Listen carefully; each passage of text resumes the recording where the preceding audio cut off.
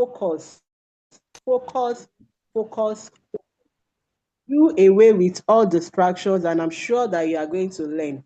Today is day 3, and it's going to be mind blowing, just as the previous days has been.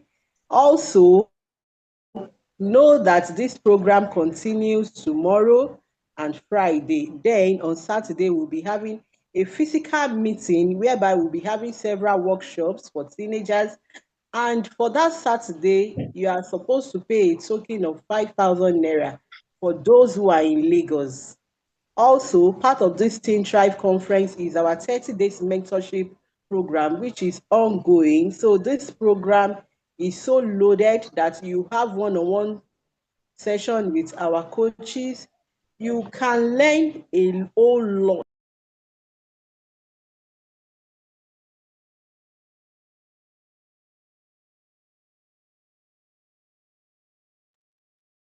I can't hear you, ma. Okay, so as we begin tonight, I want us to be ready. Remember, we spoke about choices yesterday, that you can choose to do well, you can choose to imbibe all the lessons that you have learned in this program. And if you choose not to do, that means the program has not impacted you in any way. So, and what we need is impactation, for us to be impacted and for us to see the results in our lives. Remember, you are laying a foundation for a greater growth and adulthood. So if you don't lay that foundation well, there is no how this program will be of benefit to you. Also, remember that your parents registered you for this program so that so that your life can change, so that they can begin to see it in your behavior and everything. And I'm sure that it has been a very, very smooth ride. It has been something that you have learned one or two things. I can't wait to hear the testimonies from your parents and also from you.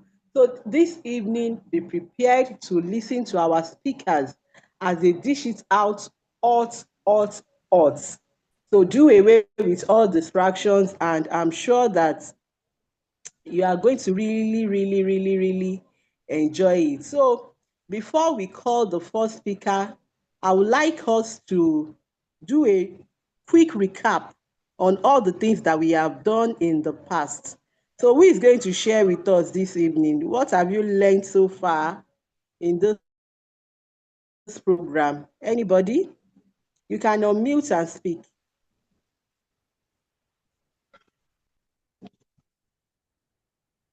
I'm waiting. You can unmute and Good speak. evening. Tell me one or two things that you have. Good evening there. Yes. You can speak. Let me hear you. Let's share from your experience. What have you learned so far? Why are you muting again? I want to hear from us. Good evening, ma. Good evening. I learned Yes. I learned about facts about choices. Okay. You learned about choices. All right. Okay. Choice shapes your I didn't get that. choices Can you shapes your repeat it? future. Yes. Your choices shapes your future. What other things have you learned? I also learned about I also learned about um, purpose killers that can stop you from thriving. Okay. Can you give us like two or one? Let me not disturb you too much. So give us one of such that can kill purpose. Negative self-talk. Negative self-talk. So you learned that you should not involve yourself in negative self-talk because it's a purpose killer. So Yes, that's good. I'm clapping for you. I'm clapping for you. Thank you so much. And also remember that when we talked about the choices, we said there are bad choices and there are good choices, and all our choices has consequences. So thank you so much. Thank you so much for that. Yeah, you're welcome, ma'am. Thank you. So right about now, we are going to be introducing our first speaker for tonight, Coach Miracle Ioma. Thank you so much for coming, sir. Can we have his video? The profile video, please.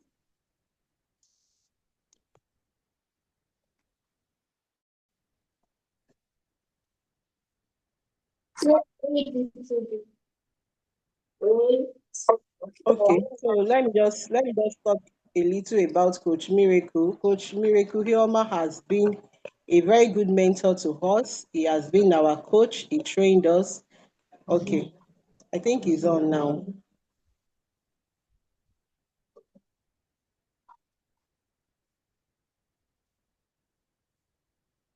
There's no volume on.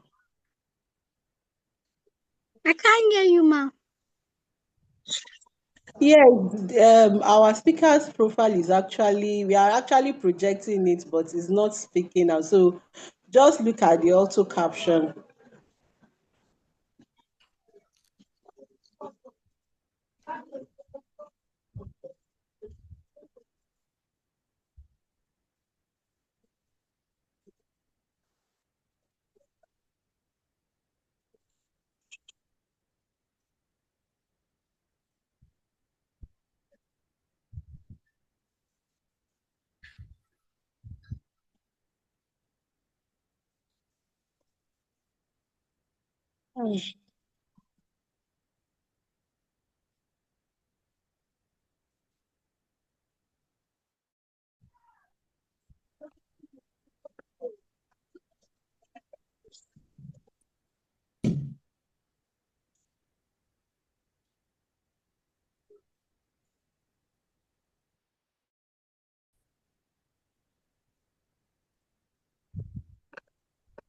All right, so as the video is playing, let me just do a brief introduction about our coach.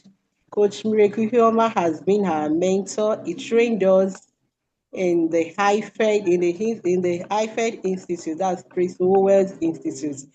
He has been in the business for a very, very long time, and we are so happy, we are so opportuned to have him this evening to come and train us. So everybody in the comment section, I want us to welcome our coach, our mentor, and our teacher, Coach Miracle Hihoma. I want us to unmute and clap for him as he takes the stage. You're welcome, sir. Thank You're you. welcome, sir.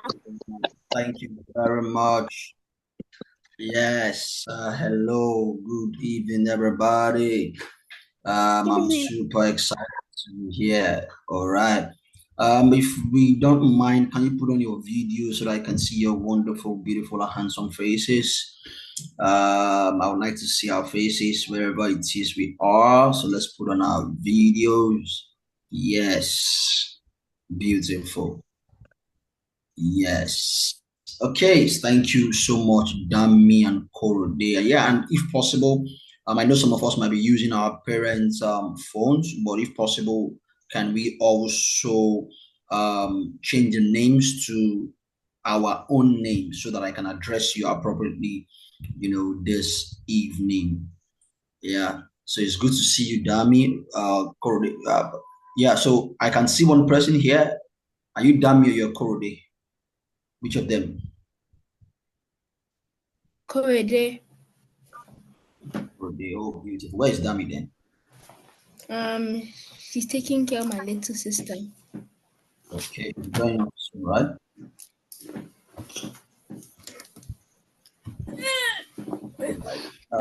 Who else do we have here? Well, is Joel?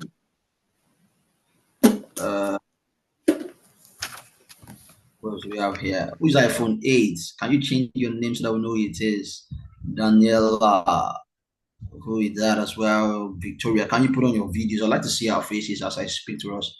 I'll just be here for a few minutes, right? So I want us to be able to maximize the time. I want to connect with every one of us. Yeah. So I'll just go ahead to quickly share my screen while I'm hoping that we all put on our cameras.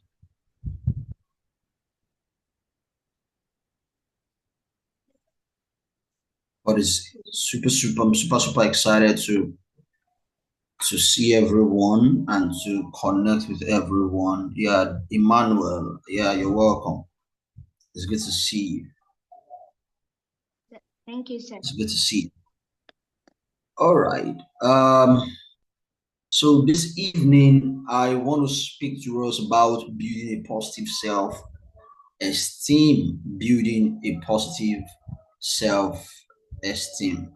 If you don't mind, can you type in the chat box how old you are? What's your age? Tell me in the chat box. You know, if you're 12, 10, 15, 13. I would like to know what how old you are in the chat box, right? I want to see our age range and the age groups that are here. Okay, 11. Okay, let me see more and more. Abigail's 12. Okay.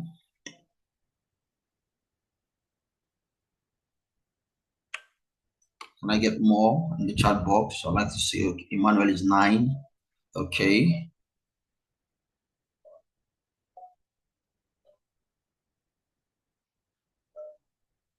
Who else is here? Dami 12, Crowley 10. Okay.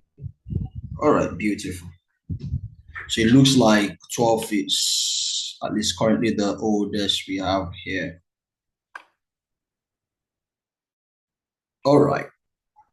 So I want to talk about building a positive self-esteem. Anu is 12. All right. Beautiful.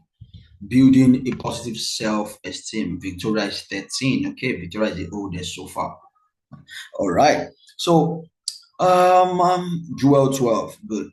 Has anybody heard the word self-esteem before? If yes, what do you think it means? You can unmute yourself and answer if in case you know. What do you think the word self-esteem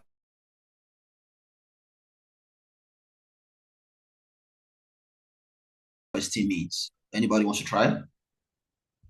Does anybody want to try? Malala, are you trying to say something? I can see you talking. Self-esteem is how you feel about yourself. Beautiful. Self-esteem is how you feel. That's so smart from you, Emmanuel. Yeah. Abigail says, okay, I thought I saw a chat from Abigail. I can't find it anymore. Okay, all right. But that's really, really smart, and that's really what self-esteem is about, how you feel about yourself. Abigail says it means how you feel. Yes, it actually means how you feel about yourself. That's what self-esteem means. So if I ask you right now, how do you see yourself? What would be your response? Tell me in the chat box, how do you see yourself? How do you see yourself? Tell me in the chat box. I want to get a response of how you currently see yourself. How do you see yourself? Type it in the chat box of how you see yourself. I want to read a few comments before we continue the class today. How do you see yourself? Okay, let's get to the chat box. Abigail says, I am God's creation. Beautiful. I love that. Okay, who else? Let's see more responses. How do you see yourself? Who else wants to tell us? How do you see yourself? Anybody else? Anybody else? Dami and Kodo says, as a child of God. Beautiful. Emmanuel says, I see myself as a smart boy. Oh, wonderful. I love that. Okay, Umar is saying self-esteem is how you see yourself. I am God's image. Beautiful.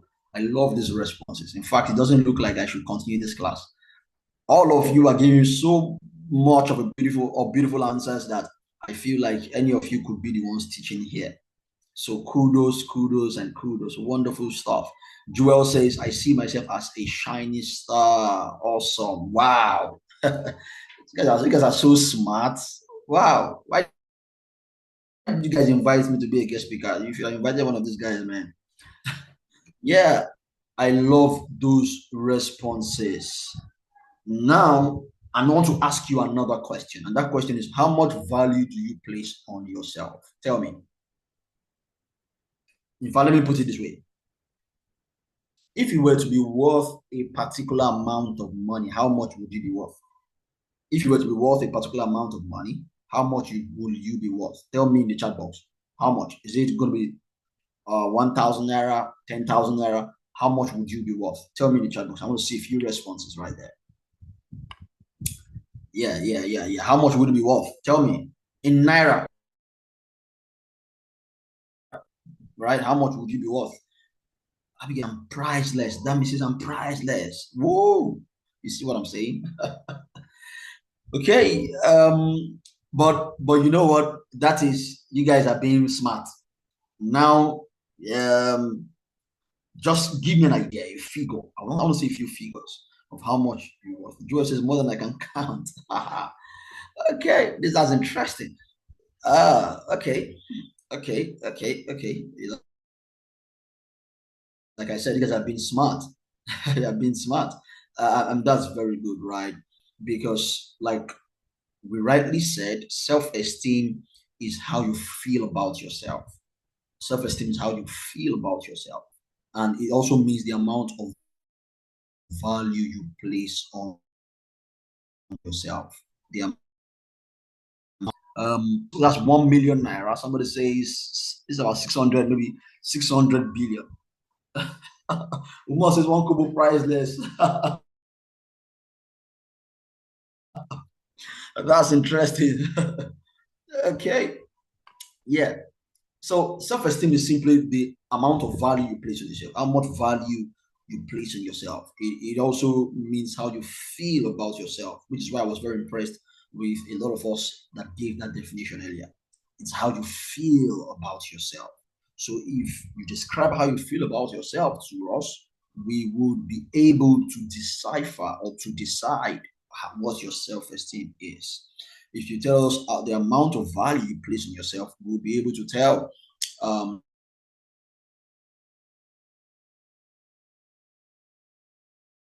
more than a trillion. That's really beautiful. Okay. Self-esteem.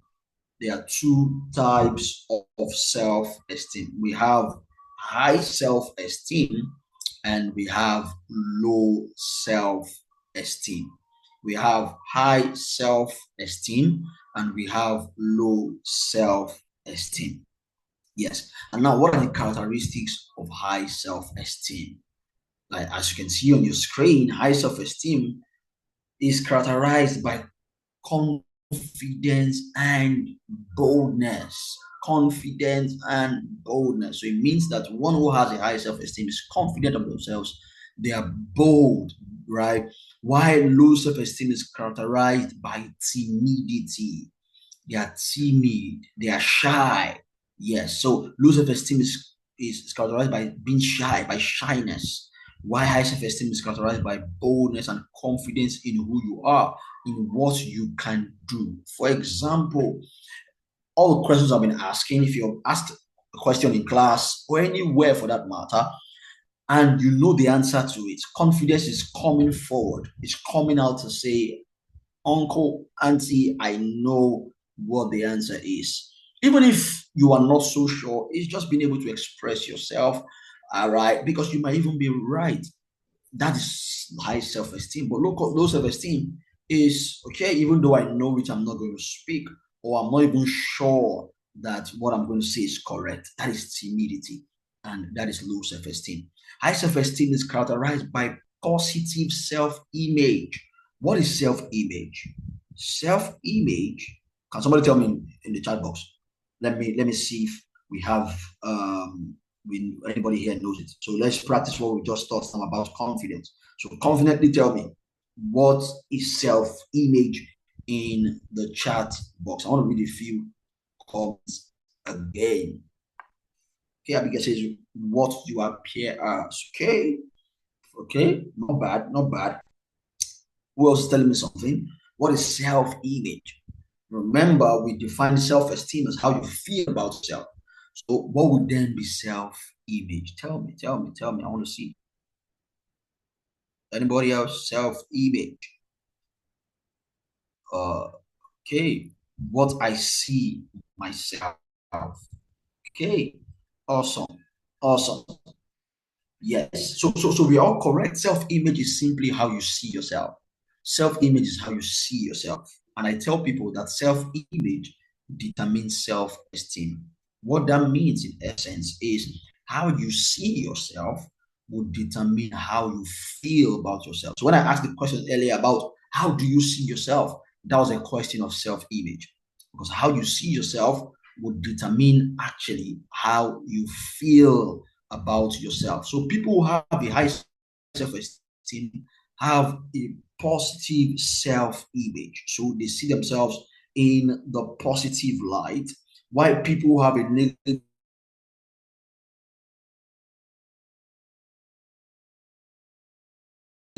light. Yes. So for example, somebody who has a high self-esteem would, appreciate themselves, see how beautiful they are, how handsome they look, see, the good things about themselves. Why the person with low self-esteem would only focus on those things that are not good, right? Because they have a low self-esteem. So for example, if I have a high self-esteem, what I would do when I look at myself in the mirror is to say, wow, Miracle, you are handsome. Miracle, you look good. Look at your beautiful eyes. Look at your handsome face. Look at your gorgeous hair. You are so handsome. But for somebody who has a low self-esteem, she was just so big. And look at this other person's nose is not as big as mine. God, why did you create me this way? And even good nose you could not even give me. That is negative self-image. Because the person who has a negative self-image loses sight of the things that are good about them and focus on the things. Characteristic is optimism and versus pessimism. Optimism, right, for people who have a high self-esteem is seeing the best out of everything, looking forward to the best out of everything, expecting the best. That is optimism. Why pessimism is expecting the worst, is seeing the worst. That's pessimism. Yeah. So optimism is seeing the cup half full. The cup half full. Why pessimism is cup half empty. Yeah, I think somebody needs to mute themselves. So optimism is seeing the cup half full. So a cup right now, if I put water in a cup. Hold on, let me show you. Let me show you this illustration quickly.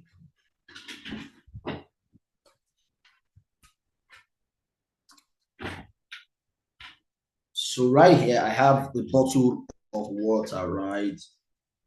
That is not full, but it's almost full. It's somewhere around here. So let's say I drink it. Let me drink it so it can be half full, so that my analogy will be correct.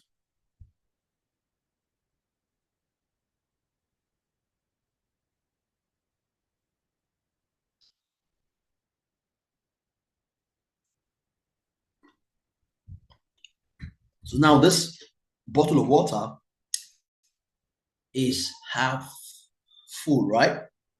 So optimism is looking at this bottle of water and saying it is half full. No, pessimism is? Pessimism is look at this bottle of water and say it's half empty. Because this bottle of water has two sides to it. One side is empty, one side is full. So, but the person who is optimistic, who has a high self-esteem, what they will do is to look at the positive side, to look at, okay, this bottle of water is half full. While the person who is pessimistic will look at the other half and say this bottle of water is half empty. Now, that's a difference between people who have a high self-esteem and low self-esteem.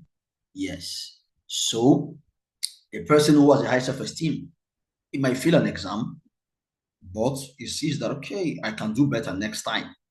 Why the person who has a low self-esteem, if he fails an exam, for example, says, I'm not even good enough. I've always said it, all right? That's why I can't even pass this little exam. That is pessimism. Yeah. Optimism is saying it doesn't matter, the kind of background that I'm from. I'm not going to allow you to put my back on the ground. I'm going to be the best that I can be. That's optimism. Pessimism is, my parents are not as wealthy as these other kids in school. I'm not good enough. I'm not as intelligent as this other person. So it just means that I might never get to make it in life. That is pessimism. Yeah. And then another characteristic of high self-esteem is, I think Umar said something. He said optimism is when you are looking at the positive side, while pessimism is when you are not looking at the positive side, instead negative. Beautiful from Umar. Well done. Yeah. And I think Umar means wealth, right? Yeah, I have an Akwa Ibom friend, so I know that. So people who have a high self-esteem are also daring. There are people who dare things. Being daring means that, it doesn't matter what's in front of me. I'm going to give it my best shot. I'm going to stand up for myself. I'm not going to be intimidated by anything or any situation. That is a high self-esteem. I'm going to be daring. I'm going to look at the situation in the face and say, come on, bring it on, because I have all that it takes to succeed and to make progress and to move forward. That is daring. Yeah. And then high self-esteem also have what we call esteem detachment, right? Esteem detachment is the fact that people who have a high self-esteem don't attach their esteem to anything on the external. Yes. That is why when I asked you who you are, when I asked you, how you saw yourself, for example, the things that you said were things that were internal and eternal. They were not things that were external. So you didn't tell me, I see myself as a big man or as a wealthy man. A lot of you said, I see myself as God's child. That is internal and that is eternal. So it cannot be changed, right? It is not determined by anything on the outside. Whether you are black or fair, whether you are tall or short, whether you are rich or poor, you are God's child. Yes. So that is esteem detachment. Esteem detachment is, it doesn't matter what's happening on the external. I am who I am. That is esteem detachment. So whether or not, my parents have the kind of money that I want, my esteem is not attached to what my parents have. My esteem is not also attached to the things that I have. Yeah. So even if I don't have everything I need right now, I'm still going to have a good self-esteem. I'm still going to be positive about life, and I'm still going to have a positive view of myself. That's positive self-esteem. That's esteem detachment. While esteem attachment, on the other hand, is attaching your esteem to things and not to who you are. Oh, because you have money today, you are happy, and indeed you don't have money, you're sad, because you can go to a particular kind of school. It makes you feel like you are better than other people. You can't go to that school. It makes you feel like, okay, you are not as good as other people. That's esteem attachment. Yeah. So esteem attachment is a characteristic of a low self-esteem. Yeah. So I tell people, children and teenagers, that Who you are is independent of what you have. Who you are is independent of where you live. So who you are is not where you live. Who you are is not what you have. Who you are is not what you wear.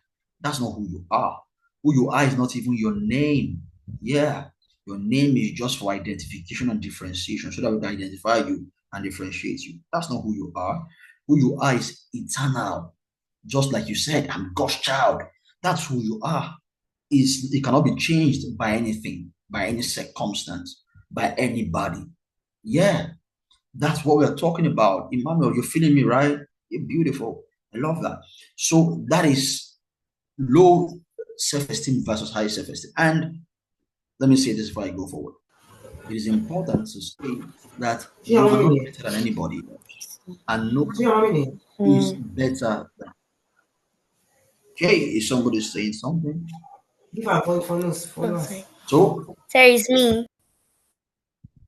you are not better than anybody, and nobody is better than you. I want you to type that in the chat box. I am not better than anybody, and nobody is better than me.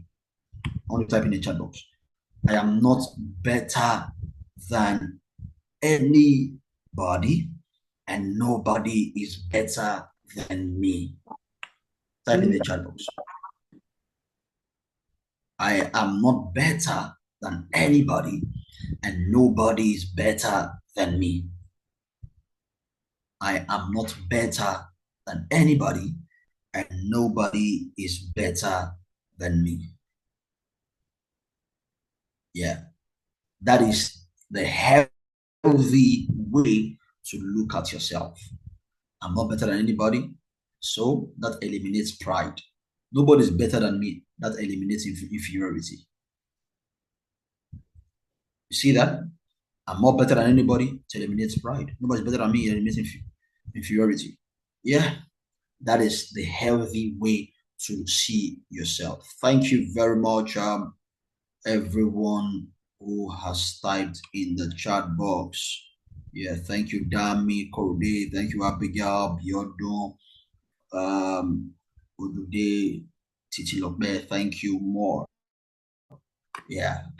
Okay, so let's begin to wrap this up. Because the next session would come up very soon. So, how then do you improve on your self-esteem? You know what the things you want to do? You want to affirm yourself positively. You know what that is? You want to say beautiful things to yourself. Yeah, things like I am a child of God. Things like I'm the best of my kind.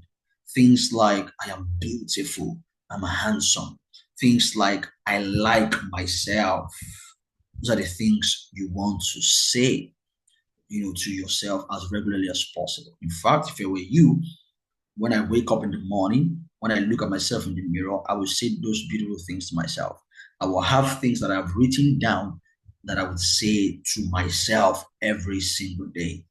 Yeah, well, I would say, you know what, Miracle, you are intelligent, you are brilliant, you are smart, you are the best of your kind. Yeah, anyone who is taller than you is too tall. Anyone who is fatter than you is too fat. Anyone who is shorter than you is too short. Anyone who is slimmer than you is too slim. Yeah, you are just perfect for how God wants you to be. So you want to affirm yourself positively. It's one of the ways you can improve your self-esteem. Then number two, you want to watch your association. You know why? Because association has a way of affecting your self-esteem. Yeah. Number one kind of people to avoid are people who talk down on you. Anybody who talks down on you, who insults you, who berates you, who talks down on your abilities, your potentials, that kind of person is not a person you want to make your friend, because such words will affect your self-esteem. And then the second kind of people you must avoid are people who have low self-esteem, right? Yeah. People who have low self-esteem would also rub off on you because they would make you feel small and inferior because they themselves are inferior and they feel small. So these are the two types of people you want to avoid. people you want to associate with, therefore, are people who speak positively about you, who affirm you, right? Those are the people you want to associate yourself with. And people who have a healthy self-esteem, who are not intimidated by your presence, who are not intimidated by your abilities. Those are the people you want to keep around you. And then number 3 is you want to accept as possible. I think it was Omar that said in the chat box that nobody is true, nobody's like you, right? Even identical twins are different from each other. Yeah. So everybody's unique. You want to embrace your uniqueness. Yeah. Because at the end of the day, your critical success factor is not in your similarity, it's in your difference. Your difference is what makes you stand out. That's what makes you you. So embrace it. Don't feel ashamed. Don't feel intimidated because somebody else, you are extroverted. Meaning, if you are outgoing, sociable, friendly, don't feel bad because you have friends or people or even siblings that are introverted, that is withdrawn and always to themselves. Don't feel bad. Be you, do you, right? If you, on the other hand, are introverted, meaning you are withdrawn and you like to be by yourself and process your thoughts, don't feel bad because you have siblings or you have friends that are more outspoken or outgoing. Be you, do you, because at the end of the day, nobody else can be you. The best you can be of somebody else is a photocopy, right? Yeah, you are an original, and that's what you must continue to be. And then get exposure as much as possible. Yeah, and embrace knowledge. Learn something new every day because the more you know, the more confident you will be about yourself. Yeah, which is why I'm happy and excited that we are all here this evening learning. And again, get your fears. What are the fears that you have? Can somebody tell me in the chat box what their fears are? What are your fears? What are you scared of right now? If you ask, what is it you're scared of? Tell me in the chat box. Okay, yeah, awesome. What are you scared of right now in the chat box? Anything you're scared of, tell me in the chat box right now as we round off. What are you scared of in the chat box? Anybody, what are you scared of?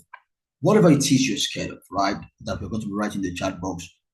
I want to tell my parents about things that happen in school. Okay, height. Somebody say height. Okay, friends. Okay, beautiful. I like the fact that we are being very honest in this session today. You know what I'm going to tell you?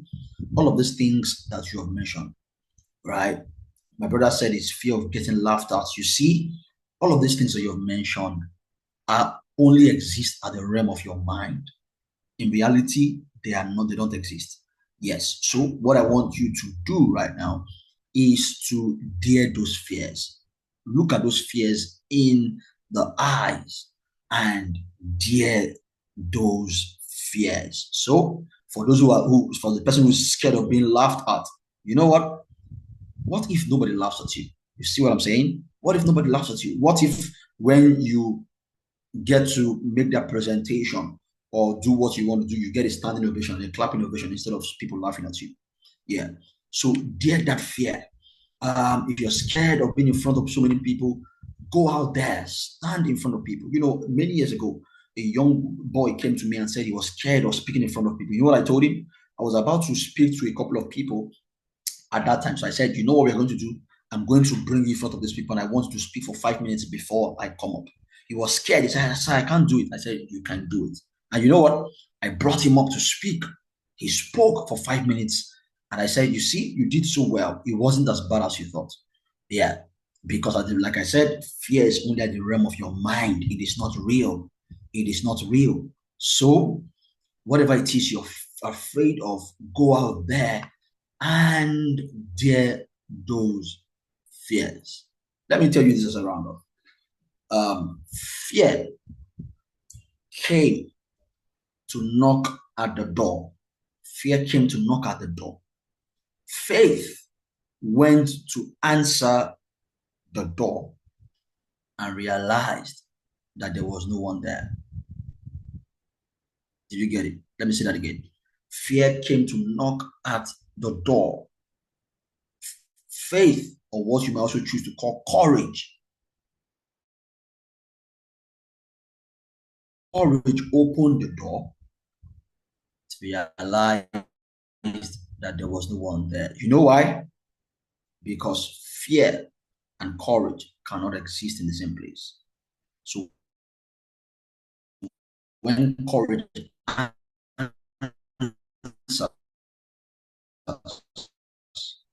communicates and impact you with this evening, with a few things that I've shared. So thank you very much for having me this evening. For also being very engaging. Damian Kode, Biodun, Emmanuel, Umor, Tito, Titi Lokbe. Thank you, guys, Abigail, and everybody here. God bless you, and bye for now. Wow, thank you so much, sir. Let us give it up for Coach Miracle. Let us say our thank you. You know how we do it now. Let us give him our thank yous in the comment section. Go, come on, everyone. Give it your thank you. Let us see the emojis. Let us see the appreciation. Thank you so much for your time. Thank you for impacting us so much tonight, Coach Miracle. We are indeed. Fear and courage cannot exist together. It's either you have fear or you have courage. So choose one. Are you choosing fear or are you choosing courage? That thing you are scared of might just be a false fear. It might not be real.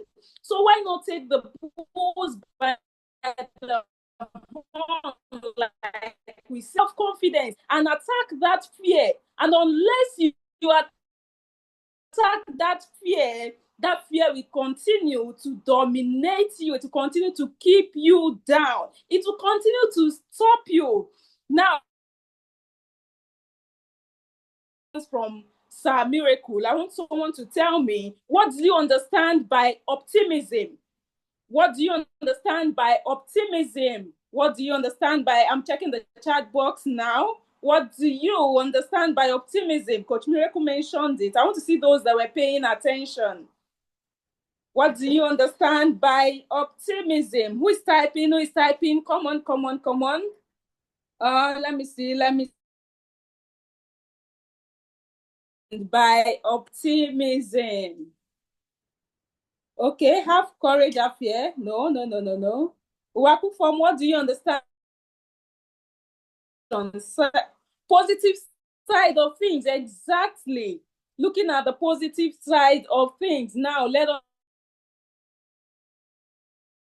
see your questions to be certain and optimistic. Thank you very much. If you have questions, drop them in the chat box right now, and Coach Miracle is here to take your questions. So the fastest questions we'll take, so be fast about your questions. Who are those with questions? Drop your questions. If there's no question, then we move on. But let me just give 1 minute and see if we have questions. Or better still, you can unmute and ask your question. Okay, I'm seeing a question. Is the process of making something... Okay, it's not a question. That is not a question. All right, so anyone with a question? If there's no question, let us move on fast. Or is it... We'll just go back and say thank you so much, sir, Coach Miracle, for your time. Thank you for impacting us so much this evening. We've learned about high self-esteem and low self-esteem. We learned the advantages of each and the disadvantages of low self-esteem. Low self-esteem cannot take us... Someone is speaking? Please, how do you get exposure? How do you get exposure? Okay, Coach Miracle, how do you get exposure? Someone is asking. Who's asking the question? Sure. All right, Coach Miracle, sir, how do you get exposure? How do you get exposure? Yes, sir. Number one is you can get physical exposure, but you could also get to that kinds of exposure. Physical exposure is, going to places you haven't been before, experiencing things physically that you haven't experienced before. That will happen with the help of your parents, right? Have another kind of exposure that is not physical, that is intangible, by the kind of books that you read. Reading books that are written, by great authors can open up your mind and give you the kind of exposure that you have not been exposed to. Also, watching videos, going on YouTube, watching creative videos, inspiring videos is also a kind of exposure. So these are the two ways in which you can experience or have exposure. Thank you. Thank you And what- so much, Thank sir. you, sir. And be okay, be sure you are not getting negative exposure, because there's also negative exposure. We don't want that, okay? Be sure not to get exposed or reveal yourself to negative exposure. Jewel, do you want to teach us something? You are just in our face. What is the matter? What's going on, Jewel? See, Titoluwa, it's you, not Jewel. What? Do you have a question, Titoluwa? No. Okay.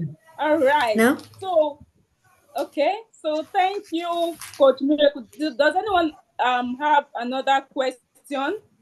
Does anyone have another question, or that is all? So if that is all, we'll let our coach go for tonight. Thank you so much, sir, for your time. All right. Without wasting time, we will go. Mommy, you see, it's Mommy. They said that network.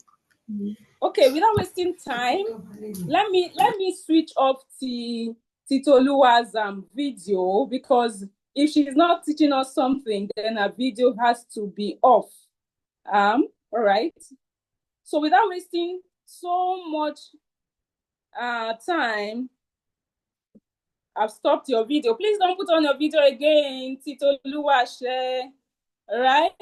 So without wasting much time, we'll go to our second speaker for tonight. And our second speaker is someone that is very loaded, very, very loaded. So before we invite our second speaker, I want to tell us that this training, this free sessions continues tomorrow. Same time, same place, same venue. Tomorrow by 7 p.m., we are all still going to gather here for another exciting session. And you want to tell your parents before time so that they'll make their devices, their phones available for you to use. All right. And on Saturday, there's going to be a physical seminar in Lagos. So you want to also inform your parents about that. If you are based in Lagos State, inform your parents that there's going to be a one-day physical seminar that is loaded, and you're going to learn so much on that day. There's going to be games, there'll be gifts, there'll be all sorts of things, skills acquisition, all in one day, and you are going to grab all that just for a token of 5,000 naira. It's discounted because some people have paid the rest of the money for you. Okay.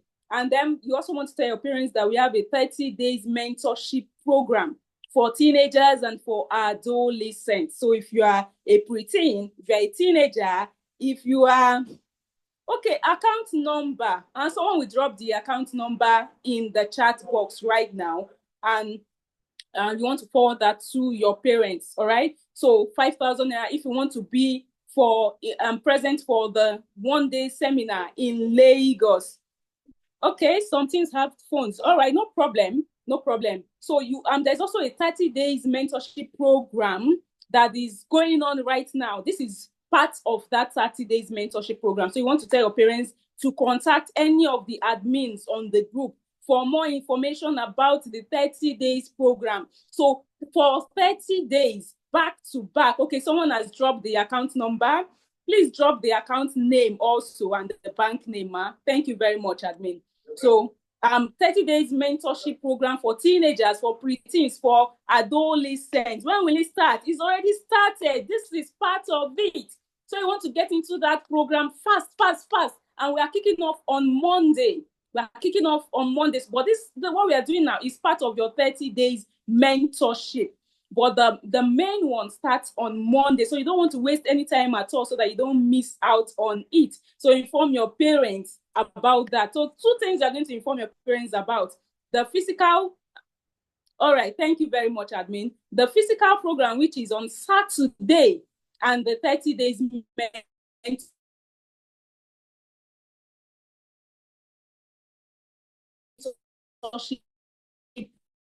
program, which is for without second speaker for venue is in Lagos State. So when you make your payments, you will be told the address. We'll send you the address. The address is somewhere in Ikeja, so it's very central. All right. Without wasting time, she's okay. What if you pay for the Saturday one? Yeah, you can pay for the Saturday one, no problem.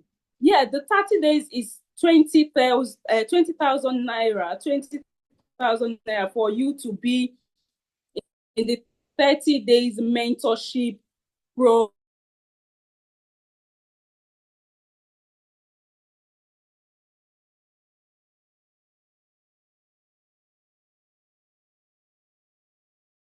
Be guiding you, will be teaching you, will be calling you. You can also call us. Now you can't call us, right? Because you are not in the 30 days.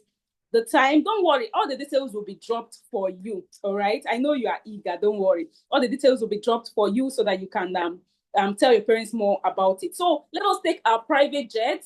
My private jet is ready, is waiting, and I'm going to bring the second speaker for tonight, Coach Deborah Adeyeye.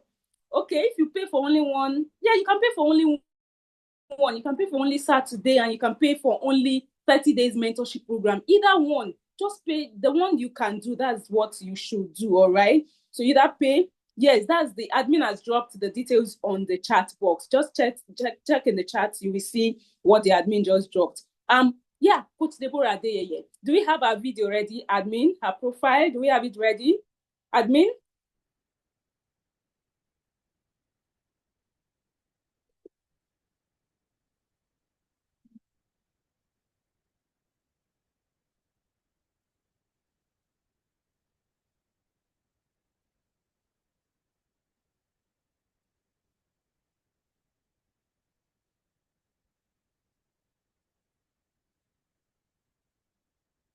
So that is Coach Deborah Adeyeye. And yeah, that is the coach that is coming up. The audio, yeah, you can pay for the 2, Emmanuel. You can pay for the 2. So the audio of her profile is not coming up. Let me see what I can do about that. A very great woman, a talented woman, a child of God, and an excellent personality. Let me see what I can do about that.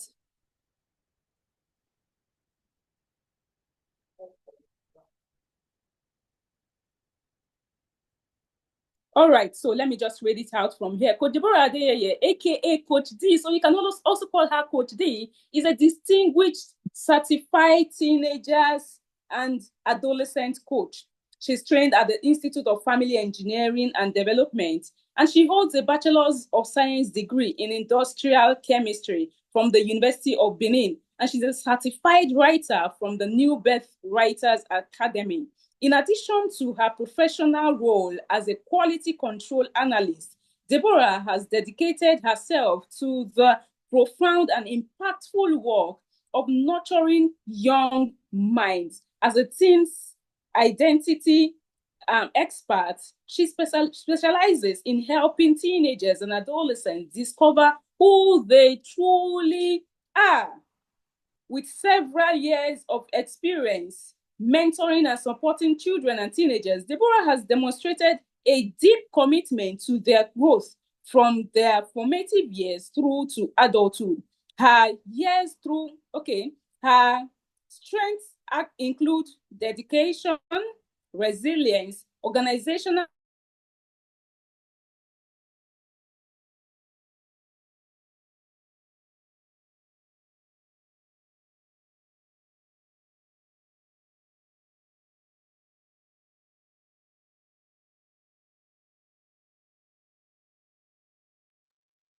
I can't hear Okay. you. Sorry, I think her network is acting up. So Coach Rachel was trying to read Coach Deborah's profile, and I'm sure we have grabbed some of it. So without much ado, I would like us to I'd like to admit Coach Deborah in. Coach Deborah, are you there? Coach Deborah. Good evening, everybody. Good evening. Good evening, Good evening, guys, all welcome Coach Oh, Deborah. thank you. Someone said, Joe said that I'm beautiful. Thank you. Thank you. Thank you so much. I'm so excited to be here. I believe that. Oh, thank you. Thank you. All right. So I'm so excited to be here tonight. And I believe that we have been blessed by the sessions. Now, before I go into my own session, can you just tell me one thing that you've learned or you learned from Coach Miracle session? Who can just help me out? You can unmute and speak. Yes. Anybody? Anybody? Anybody? Anybody? Who wants to help out? I learned that Yeah. how you can improve yourself. That's amazing. That's amazing. Thank you. Thank you, Joel. Thank you, Joel. So tonight we are going into an amazing topic. Guess what? This topic is very, very important. And yes, is the bedrock of a whole lot of things, the foundation to success. So permit me to share my screen in a minute. Tonight, we are going to be talking about who am I? We're going to be answering that question. Who am I? We're going to be answering the question, who am I? That is understanding your identity, the key to thriving in life. Understanding your identity. Now, let me give you a little gist. Let me gist us a little. Do you know that something happened recently? Come on, listen to what they're saying. Now, do you know that something happened recently? And something very, very interesting happened recently. But before that, have you ever been asked this question that who are you? Like maybe you're fighting with somebody and somebody say, who are you? And then somebody responds that, do you know who I am? And you respond that, do you know who I am? I will tell mommy for you. Has anybody ever questioned you before? Like, has anybody ever thought, who are you? Do you even need, have you ever experienced it? Anybody that is sharing? Okay, let me just go into the comment section. Let me go into the comment section to check. Let me go into the comment section to check our responses. You know, that question usually triggers. You say, who are you? Who are you? Do you know who I am? All right, so we're going to be talking about that tonight. So let me go into the comment section and check our responses, because I believe that either some of us would have had that experience, somebody asking you, maybe when you're fighting, yes, a lot. Oh, okay. All right. I'm not seeing our responses, so. Okay. Yes. Not in a million. Okay. Yes. Okay. So person said no. Okay, amazing. Yes. All right. You know, you are fighting with somebody and I say, who are you? Who are you? Do you know who I am? Do you know who I am? And you begin to fight. Who are you? Who do you think you are? You are talking to me like that. Who do you think you are? That's what we want to look at this night. So get ready. Fasten your seat belts, because it's about time. Now, the question, who am I? Now, ask yourself, who am I? Who am I? I'm asking myself now, who am I? Deborah, who are you? Who are you? Now, we're about to understand our identity so that we can thrive in life. Remember that we are this is Teen Thrive Conference, or you can also say the Adolescent Thrive Conference. Now, let's go further. So this is some quotes. Now, I said here that knowing who you are is the foundation of lasting success. You want to be successful in life. Everybody wants to be successful. Who wants to be a failure? Anybody? Who wants to be a failure? Nobody. Who wants to be a failure? Nobody. Who wants to be successful? Let me see our responses. Do you want to be successful? Let me see our responses. Okay, me. All right. Yes, you want to be successful.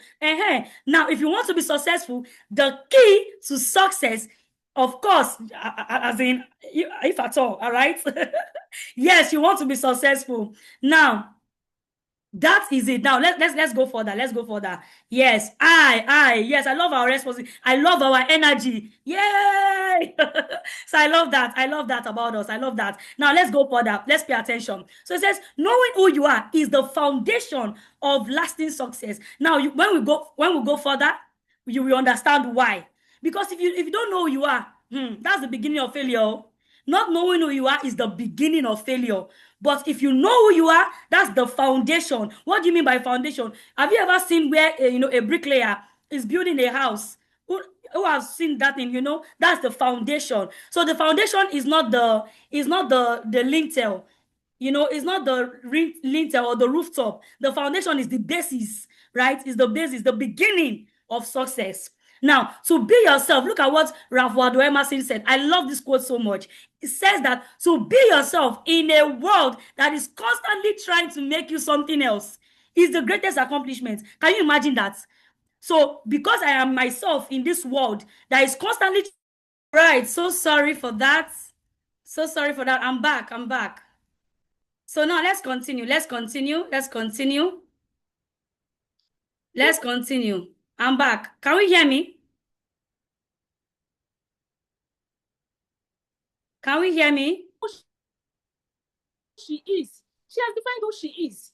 So name yourself first. Can we hear me?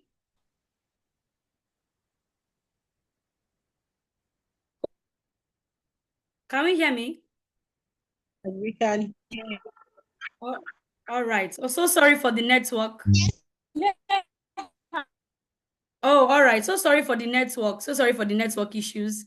All right. So we can hear me, right? But can't hear.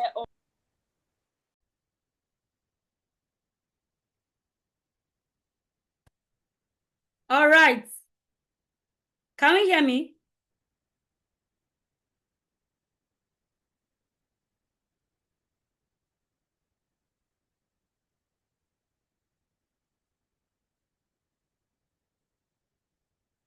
Can we hear me?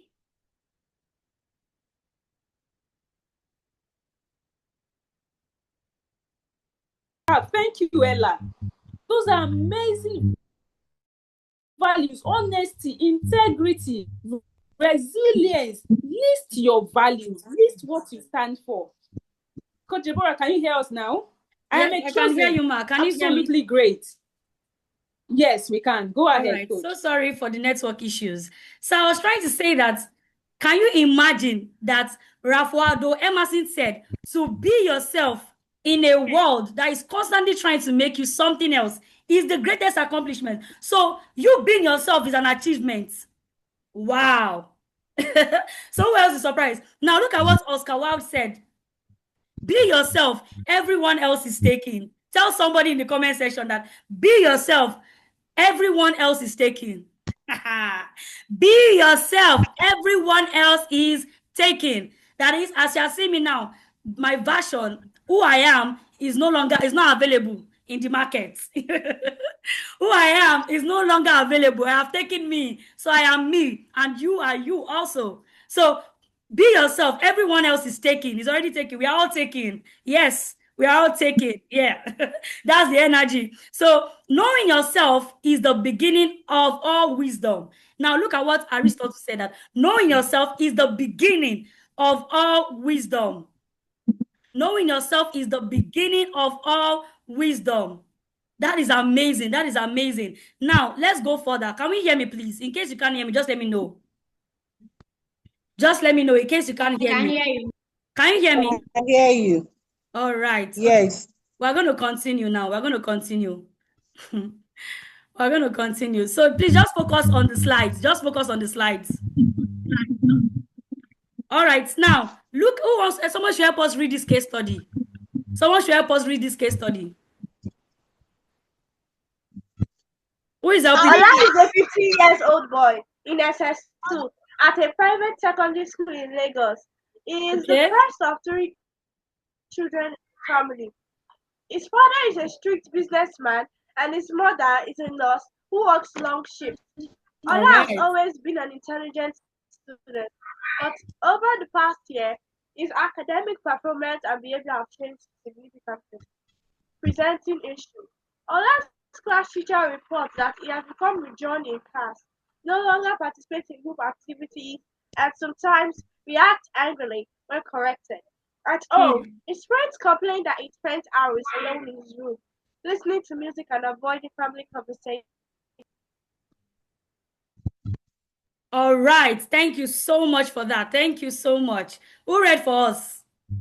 Is it Joel or Praise? All right. Okay. So now it says that Ola is a 15-year-old boy. It was Praise who read. Ah. All right. Thank you so much. So Ola is a 15-year-old boy in SS2 at a private secondary school in Lagos. He is the first of 3 children in his family. His father is a strict businessman. Now imagine this is the story of Ola, and his mother is a nurse who works long shifts. Ola has always been an intelligent student, but over the years, Ola. Look at the story of Ola now. But over the past year, his academic performance and behavior have changed significantly. Now, the presenting issue is that Ola's class teacher reports that he has become withdrawn in class. He no longer participates in group activities and sometimes reacts angrily when corrected. At home, his parents complain that he spends hours alone in his room listening to music. Now, just look at the story of Ola and avoiding family conversations. Now, let's go into the triggers. Let's go into the deeper issues of Ola's life. Now, it says that peer pressure. The first thing or the first trigger we see here is peer pressure. Ola has started hanging out with a group of with a group of what? Who can help us read? With a group of what? With a group of older boys from the neighborhood. Just imagine, who dress and speak differently from his usual style. Now, Ola is beginning to what? He's having identity crisis. Ola is having identity crisis. He's beginning to hang out, right? Now, they often mock him for being too quiet and too churchy, making him feel he needs to change to fit in. Now, look at that's the story of Ola. Ola is having identity crisis. Remember that we want to know who we are. Who are you? Ask yourself, who am I? You know, now, because who are you would help you. When you answer that question, it will help you a whole lot. Now, he says that, and too churchy, making him feel the need to what? To change to fit in. Parental expectation, that's another problem of Ola. His father insists he must become an engineer, but so Ola is passionate about music production and feels misunderstood. Now, identity. He's having identity crisis. His parents is also saying that, Ola, you must become an engineer. You must become an engineer. But Ola is passionate about music. He is passionate about music. So are you here and you want to become a particular thing? Maybe you love to become a doctor, you want to become a lawyer, an accountant, a baker, and your parents wants you to become something else. You might be in the case of Ola. So we need to dig deep. Let's dig deep together. Together. Now, another thing is physical changes. Ola has recently had a growth spurt and acne, making him self-conscious about his appearance. That is, Ola now is beginning to have, pimples. He's beginning to have spots on his face. And he's now being conscious that, oh, do I look good? Now, this may be another sign of identity crisis. So this is the story of Ola. Now, symptoms of identity crisis. When you see somebody that is struggling to know, that they don't know themselves, what is the symptoms? The first symptom here is confusion about personal values. Confusion about personal values. Are we together now? They are confused. They don't even know their values. They don't know what they stand for. They don't know their values. They don't know what they stand for. Confusion about personal values. So that's the first thing that Ola is experiencing. He's experiencing confusion. He doesn't even know what he stands for. He doesn't even know what he likes. He doesn't know, he doesn't know his values. What are values? The things that matter to you. Those are values. So Allah does not even know his value. He doesn't even know what matters to him. He's just he's following the crowd. Anything goes. Everything goes. If he see his friend, he said, "Oh, his friend wants to be a baker." Olatu will say, "Olatu will say he wants to become a baker." He doesn't even know. If Ola, maybe the friend doesn't like a particular thing, you say, "Me too, me too, me too." He doesn't have a clear value. He doesn't even have a clear value. We don't know what Ola stands for. We don't know what Ola stands for. So are we together now? So now this is the issues that Ola is facing. These are the issues that Ola is facing. Now, another thing is frequent mood swing. Today, this minute, Ola is happy. The next minute, Ola is sad. Now, I'm using Ola because that is the case study that we looked at. This minute, Ola is happy. The next minute, Ola is sad. The other minute is jumping up. Hey, he's so excited. The next minute is like this. He's worried. Frequent mood swings. Another thing is sudden changes in clothing style. Now, if you let's see now, are you Ola now? Maybe before you like dressing in a particular way, you like dressing modestly or decently, but now you just feel the need to start doing show me your back or wearing show me your front, show me your back. That may be a sign of identity crisis. Yes. You stood out for, maybe you were the kind of person that you're a modest person, a modest boy, a modest girl. Now, indecent dressing doesn't have to do with a particular gender. Yes. So if Ola, now we're using Ola as a case study, right? So sudden changes in clothing style, you like to wear a particular thing before, but now because you saw somebody in your area, one auntie or even one girl that is your age mate, and you see how that she usually like one particular type of dressing. Now you want to be like that person. Now remember at the beginning, I said that everybody is taking. You are taking, I am taking. So you don't need to be anybody. You don't need to be Coach D. You don't need to be Joel. Joel doesn't need to be praised. Praise doesn't need to be Joel. Timlane doesn't need to be praised. Praise doesn't need to be Timlane. Everybody needs to be themselves because we are all taking. Yes, you are a hot cake. Remember that we looked at low self-esteem in session 1. So everybody's taking. You are taking. Say, I am taking. I have not seen our responses in the comment section. Say, I am taking. I am taking. Yes, that's right. I'm taking. Amazing. You are taking. Me, I'm taking too. You don't have to be me. No. Be yourself. Be yourself. Remember that to be yourself in a world that is constantly trying to make you something else is the greatest accomplishment. So when somebody asks you now, let me even give you a tip.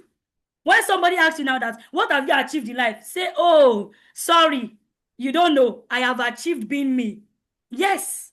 Tell the person that I have achieved being me. When they ask you, what have you achieved in life? You don't have money, you are broke. Tell them that I have achieved being me. Because to be you is one of the greatest accomplishments.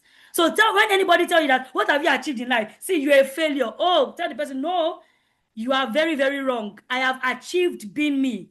Say it in the comment section. So you not allow anybody to pressure you. Remember that Ola is going through peer pressure.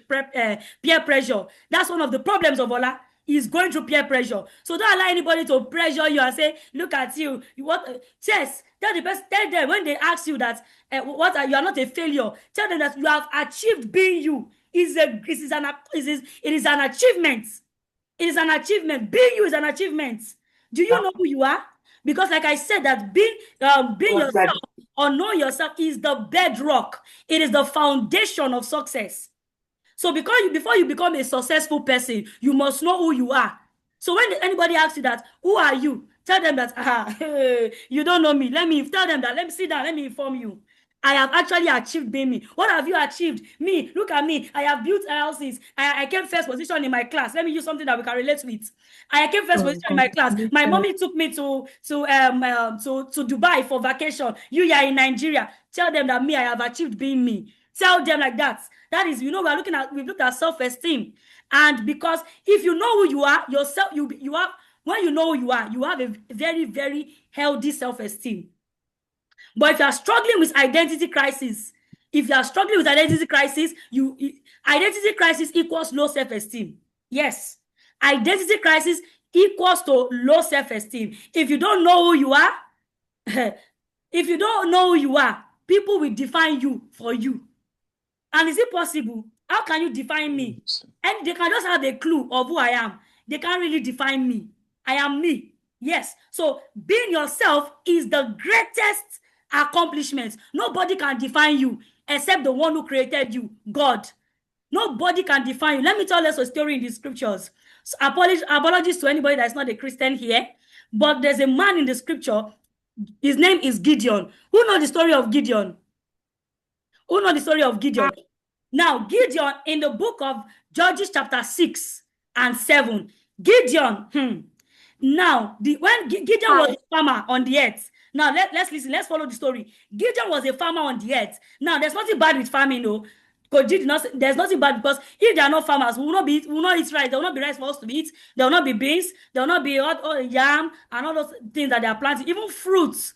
So nothing bad in being a farmer. There's nothing bad with what Gideon was doing currently. But now let me tell you something about Gideon. When Gideon was farming currently, the angel of the Lord appeared to Gideon. Guess what he said to Gideon? The angel of the Lord said, "Oh, thou mighty man of valor."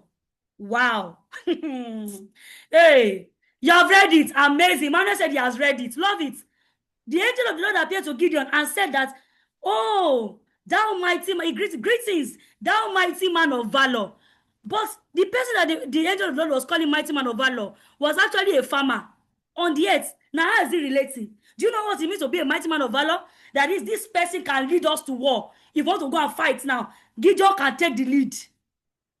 Now, he was a farmer on the earth, but when the angel of the Lord, the messenger of the Lord, appeared to him, probably Angel Gabriel. The Bible did not tell us whether it's Angel Gabriel, but we know that Angel Gabriel carries good news. So he appeared to him and told him that, "Thou mighty man of valor." But Gideon was a farmer. Yeah. Gideon was a farmer. Please, let's mute, please, so that we can all hear each other. So Gideon was a farmer on the earth. But the angel of the Lord told him that, "Hail, thou mighty man of valor." It's just like the story of Mary, the mother of Jesus. We all know her story. Mary, the Virgin Mary. The angel of the Lord to appear to her and said, "Hail Mary, oh, you are highly favored. Blessed are thee among women." See the qualification. Look at her CV. Look at her resume. Just look at her. And she was a very young person. Yes, Mary was very, very young. Very young. She was probably an adolescent. Yes, according to research, she was probably an adolescent. And then the angel of the Lord told her that, "Hail Mary, you are highly favored. The Lord is with you. Blessed are you among women." Look at 3 things. You are highly favored. She's a highly favored woman. She is blessed among women. And then the Lord is with her. 3 qualifications. That's her identity. She's highly favored. She's blessed among women.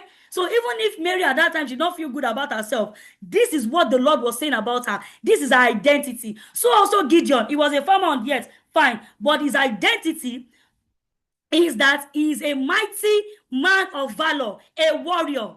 Yes, from farmer to warrior.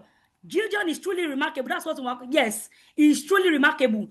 And do you know what happened? Because that is what the Lord was saying about Gideon. Gideon eventually aligned. He led the people of Israel. He led the people of Israel to war, and they conquered. They conquered. Yes, they conquered. You can go and read it in Judges chapter 6 for those that are Christians. Now, back to what we are saying. Now, do you know what happened?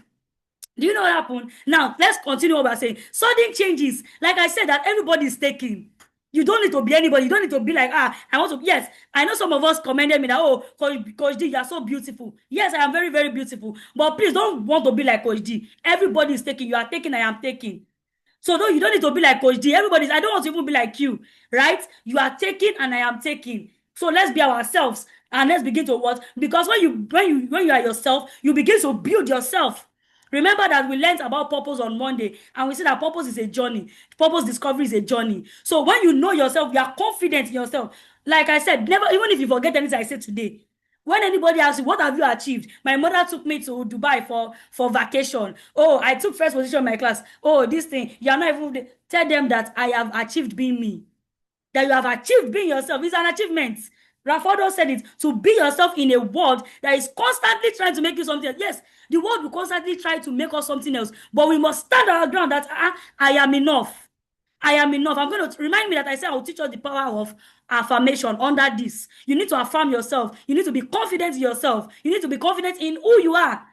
So don't let anybody tell you who you are not. Remember in the first session, when we learned about self-esteem, Coach Miracle said that if you could attach a price to yourself, and a lot of us said that we are priceless. I mean, you guys are priceless. We are all priceless.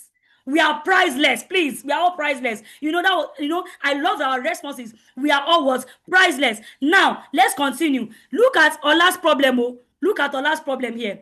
Now, it did not just change. Now, one of the things that sudden changes in clothing style. Are you that kind of person? Are you changing your clothing style? You want to dress like this person. You don't need to dress that person. That's the person's dress. That's how the person loves to dress. You don't need to be like the person. Find you. That's why we are having this conversation now. Find yourself. Be confident in who you are. Don't let anybody tell you that you look ugly. Hey. Tell them that you are fearfully and wonderfully made. Be confident in yourself, because being yourself is what a very, very, very great achievement. Now, let's continue. Speech pattern. Symptoms of identity crisis. Are you the type that maybe you are speaking like me, like this, for instance, and then you just see somebody that speaks very touched English. Hello, how you doing? Oh, I'm so sorry. And then you want to be like the person and say, wow, this person, I want to be speaking like her. And then you begin to fake your voice. No, please don't do it. That's identity crisis. Be confident, be vocal. I love my voice. And I've seen people that I like you. And they're so soft-spoken. Me, I'm not soft-spoken. And I love it like that. Because if I'm soft-spoken, we will not be able to hear what I'm saying, isn't it? So everything, yes, we'll not be able to hear what I'm saying. Imagine as I started the lecture, and I'm like, who am I? Understanding your identity. Won't you sleep off? Because that voice is like bedtime story voice, isn't it? I want to see our comments. Isn't it? That voice looks like bedtime story voice. So imagine I'm not coming. I want to see our comments. So yes, Abby. Imagine I now came. I'm like, hello, good evening, everybody. How you doing? My name is Coach D. Tonight, I'll be talking to you about identity crisis. Oh, lullaby. Emmanuel said lullaby. I love that. Just imagine, slow, right? But there are people who speak like that. I'm not mocking them. Everybody has their own uniqueness. Their voice has what? There's a voice. When you have find your voice, find who you are, and be confident. Let them, when they say you are making noise, tell them that making noise. People are making money from that making noise. Yes, people are making money. They are making big money for that voice. They're saying that you speak too loud. You are so loud. People are making money from it. Even that voice that sounds like lullaby, that sounds like bedtime story. People are making money because they are confident in themselves. You can do voiceovers. Somebody is asking me how. You can do voiceovers. If you have different type of voice, you can switch voices. You can be a voiceover.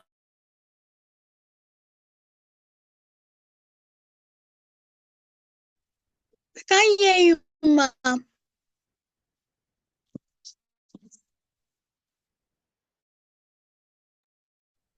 Yeah, let's wait for her network. Probably she's having some network issues.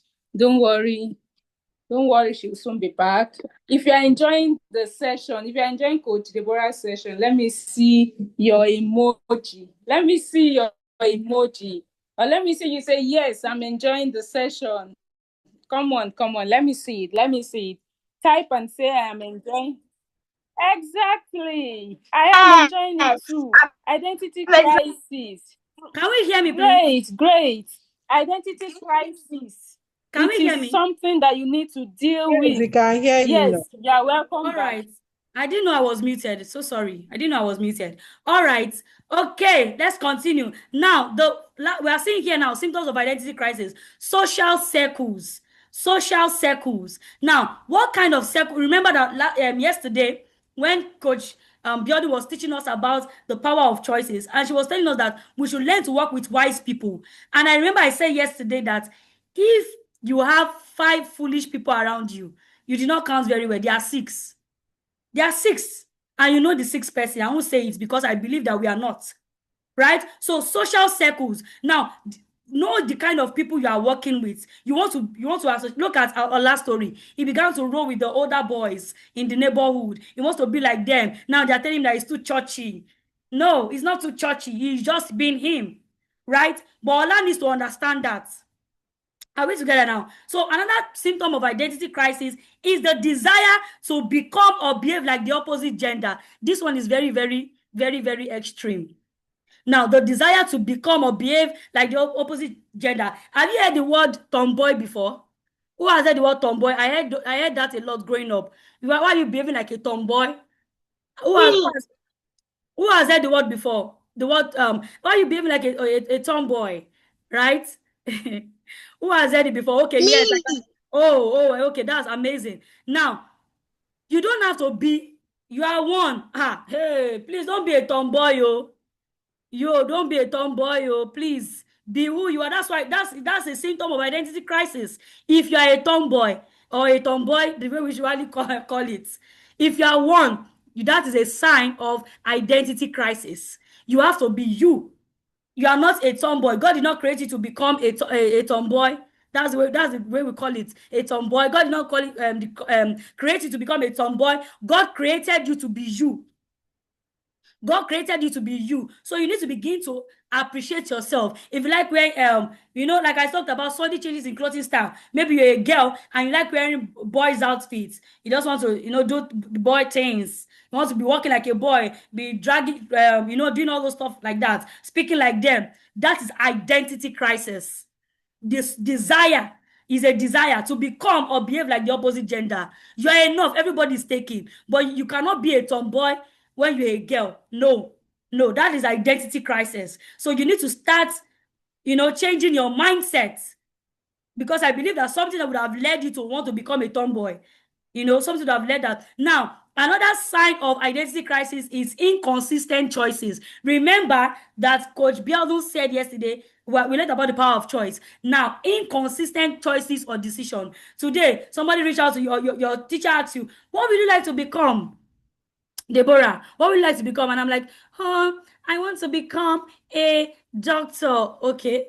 My teacher sees me next week. What would you like to become? I want to become a lawyer. That's an identity crisis. So you need to stand somewhere. You need to be you need to be somewhere. You don't have, you're experiencing inconsistent choices. That is a sign of identity crisis. That is a sign of identity crisis. Now, let's move further. Now, importance of identity discovery. Let's see the importance. Why is it even important? Why is it important for us to, know ourselves or discover who we truly are? Why is it important? Now, remember that, before I even give us this one, remember that I said that it is the foundation of lasting success. Identity discovery or knowing who you are is the foundation of lasting success. It is the foundation. Now, importance of identity discovery. The first one is that identity increases self-awareness. You become more aware of who you are. Now, remember the encounter of, I used, what's the name now? I used the story of Gideon and Mary, the mother of Jesus. Yes, I used the story of Gideon and Mary, the mother of Jesus. Do you know that after that scenario or that incident of the angel of the Lord coming to Gideon began to be aware of himself, and he had the audacity. We're coming there, but let me don't fast forward myself. Now, look at this. Identity increases self-awareness. You become more aware of who you are. Now, identity helps you discover purpose. Knowing who you are would help you to discover what you were created for. The purpose, the reason you exist. It will help you. It aids it. Identity aids purpose discovery. It aids it. Now, knowing who you are again improves your self-esteem. We learned about self-esteem in today's the first session. Knowing who you are improves your self-esteem. It improves it. So knowing who you are improves your self-esteem. It improves it. When identity helps you discover purpose, it increases self-awareness. You know who you are, and you stand gidigba. you are so certain about who you are. Nobody's telling you that this is who you are. Because do you know that? Okay, let me give us a bonus. It's not here. Do you know that knowing who you are can open doors for you? Yes, it can open doors of opportunity. Do you know that there are some places when you get to? Do you know that there are some places that if you want to enter, when you mention, for instance, let's take the Aliko Dangote, for instance. Imagine I was bearing Deborah Dangote, and I'm saying I'm the daughter of Dangote. Do you know that there are some doors that name or that identity will open for me? Yes. So you need to be confident in yourself so that your name or your identity or who you are. Now, identity is not a name. It's not the name you bear, right? But identity can open doors.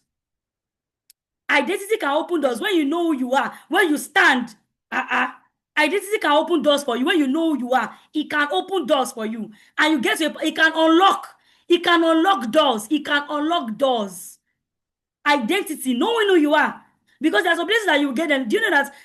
I remember there was that was in like few years ago, like 6 to 7 years ago thereabouts. When I was in the university, and then I did this CWES. They call it CWES, industrial training. When I was posted to international airports in Lagos. When I was posted there, I got there, and then the GM of my the general manager of the department I was posted to gave me a letter. He gave me a letter that please go to so place and tell them that so person, asked you to submit this letter. And I went there. When I entered the place, the person that was attending to me was not doing very well. She was looking at me like, hello, who are you? And then I said, good evening, good afternoon, ma. My name is this. My name is Deborah Adeyeye. Let me just give the person a name. I don't want to call the person's name. General manager of the safety department asked me to give you this letter. I said, okay. And then she collected the letter. She looked at it. She saw the man's signature. Immediately, her perspective about me changed. Why? Because of that person. I was banking on that person's identity. That person's identity gave me free access, gave me open doors. It also happened when I was, I did my NYSC. When I did my NYSC too, somebody just signed on my call-up letter. I mean, you may not be able to read. Somebody signed up on my letter where I was being posted to. My the company I was posted to serve in Lagos. Somebody, the MD of that company signed on my letter. When the man signed on the letter, I just went to the HR department, the human resource department, and then the person too there was a bit saucy. I don't know why they're always saucy. Now I went there, I got there. She was like, how can I help you? I'm like, okay, ma, take this letter. She said, what do you want me to do? I said, ma, please, can you just read this letter? Immediately she went through it. She looked at me again. She looked at the letter. She said, this is the like the owner of the company, like the CEO of the company's signature on my letter. And then she was like, wow. And then she said, okay. Do you know that she even took me to the man's office to say, somebody brought this. Is it true that this person really brought this letter? She was looking at me that, how did I have that connection? So identity, who you are, who you are can open doors for you. So you need to be confident in who you are. Like I said, everybody is taking so that your identity can be an open door for people. Your identity can be an open door for people. So that people can say, do you know who I am? Well, and you go to a particular place and you say, well, Coach D asked me to give you this letter. And I say, hey, Coach D, you know Coach D? Yes, she's my mentor. Hey, she's a mentor. Wow. Sit down. They will treat you differently because you know Coach D. So you need to be very, very confident in who you are. Now, let's say it improves your self-esteem. You'll be confident. It has like an increased self-worth. You have an healthy self-esteem. You don't need to be like you don't need to shrink. You don't need to shrink. No. Knowing who you are improves your self-esteem. It improves it. Like I said, now knowing who you are, it can be an open door for people. It can even be an open door for you. Yes. It can be an open door for you. Now, it says that identity also helps you to make better decisions and choices. You begin to know, is this thing really good for me? Is it in alignment of the person I am becoming? Is it in alignment of the person I am? There are some things that are non-negotiables for me. Yes, as I am like this, you should have non-negotiables. That's like your values. You should have values, that is that you stand for. That when people say, you see that Coach D, don't even bother to tell her, oh. Don't tell Coach D, she will not do. She will not even come. Don't tell Coach D. There are some places that you will not find me in. Yes. There are some places that you will not find me in. There are some clothes that you will not see me wearing because of who I am and what I represent. Are you with me? There are some places that you will not find me in. There are some places that you will not see me enter. You can't just see me there. You can't see me there. It helps you make better decisions and what choices. So it's very, very important that we know, so that because identity crisis, someone that has identity crisis is like the person that is tossed like the wave of the sea. Do we know the wave of the sea? Do we know how? Who can? I hope you are hearing me, please. Can we hear me? Can we hear me? Yes. All right. Okay. Beautiful. So identity crisis. Okay. Thank you so much. Somebody with identity crisis is like the wave of the sea. Have you ever been to the beach before? And then you see the wave is going like this. That's how the person's personality is. That's how the person is. It's like the wave of the sea. When you don't have, and even the person's decision too will be like that. The choices the person make today, the person is, saying, "Oh, I am for Jesus." For those that are Christians, "Oh, I am a believer. I am strong. I am this." Tomorrow, the person is saying another thing. So this is how it is. The person with identity crisis is unstable. That's the word. The person is very, very unstable. So don't be unstable. You need to know who you are. So I'm telling us the importance now. You need to know who you are. Is very, very important. Knowing who you are is very, very important. Now, look at another thing. It increases your chances of being resilient. Oh, I am a testifier to this. When you know who you are, you'll be resilient. What does it mean to be resilient? Who can help me out? What does it mean to be resilient? Anybody? Anybody? What does it mean to be resilient? I'm in the comment section. What does it mean to be resilient? Anybody? Okay, I'm not seeing anybody's response. All right. To adapt to challenging situations. Okay, the ability to adapt to challenging situations. Beautiful. The ability to adapt. Yes, the ability to adapt, the ability to be able to stand and say, yes, this thing will, I usually say something that failure is not a person. Failure is an event. I've been made to understand that life has taught me that failure is not a person. It is an event. So don't say I am a failure. No, failure is an event. It happened. No, you are not the person. Are you with me? So it helps you. It increases your chances of being resilient. When you know who you are, oh my God, you will be able to adapt. You'll be able to adapt because you will not attach what is going on with you with who you are. You will separate it. You will separate it. Are you together now? So it also helps you. Identity discovery helps you to stay focused and productive. When you know who you are, oh God, you have an headway. You have an headway. You have an headway. You know where you are. You have an headway. you know you are. You have an headway. You stay focused to the course. You are like an athlete. Have you seen an athlete that is running a race? Because all of us are on a journey, we're in a race. You see an athlete that is running a race. Have you ever seen where the person says, on your mark, get set, ready, go? When they say go, no matter what you tell the athletes, no matter you say, come see your biscuit fell down, the person will start going. The person will start going. The person will never pay attention because what the person is focused. Yeah, is running for a prize. So we are all running to win. So identity, knowing who you are, we help you to stay focused. We help you to be productive. You'll be productive. What does it mean to be productive? You will make impact. You will bear forth fruits, good fruits. You will bear forth fruits. You bear forth fruits. So identity will make you to be what? Productive. You'll be efficient. You'll be productive. It helps you to stay focused. Now, like the last one I have here is that what? Identity precedes audacity. Hey, write it in the comment section. That I said that identity precedes audacity. It comes before audacity. People are not just audacious or can dare to do things for anything's sake. Identity, because they know who they are, they will dare to do things. Hey, remember, don't forget that being yourself, you have achieved being you. Being yourself is the greatest accomplishment. Being yourself, yes. Identity, thank you so much, Titi Lokpe. Identity precedes audacity. Yes.